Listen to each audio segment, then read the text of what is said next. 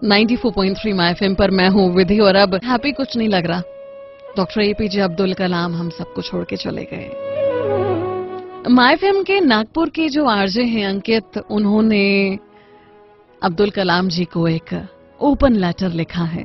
Letter कुछ कहता है कि प्रिय कलाम साहब, आपके जाने का दुख बहुत है मुझे, लेकिन गुस्सा भी बहुत आ रहा है। आप ये क्या सिखाकर चले गए? आपने जीवन में सिर्फ 2 छुट्टियां ली। आप तो प्रेसिडेंट ऑफ इंडिया थे, आराम कर सकते थे, फिर एक काम की रट क्यों लगाए रहे? सबसे पहली बात, आप नेता ही क्यों बने? क्या कोई नेता पढ़ा लिखा होता है? अगर आप प्रेसिडेंट ही बने तो ये रूल क्यों नहीं बना दिया कि आपसे कोई अंगूठा छाप नेता नहीं बन सकेगा? जिस दिन नेता संसद में लड़ेंगे उनकी सैलरी काटी जाएगी और लेट आने वाले अफसरों की क्लास लगेगी। मुझे आपसे नाराजगी इस बात को लेकर भी है कि आपने देश को मिसाइल ही क्यों दी? ना हमारे पास आधुनिक हथियार होते और ना ही पड़ोसी देश हमसे जलते। आप एक बैग लेकर राष्ट्रपति भवन में पहुंचे थे और कार्यकाल खत्म होने के बाद एक बैग लेकर निकल गए, जबकि आपसे बाद वाले ट्रकों में सामान भरकर निकले थे।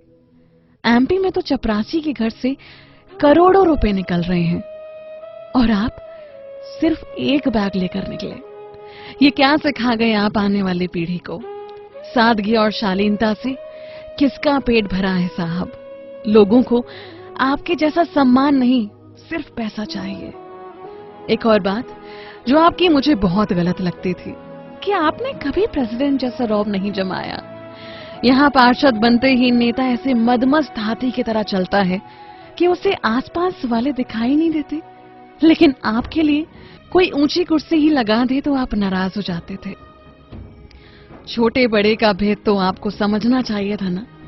अब बात करते हैं आपकी कमाई की। जितना मुझे पता है, देश के राष्ट्रपति को लाख रुपए से ज्यादा की सैलरी हर महीने मिलती है और सुविधाएं अलग से।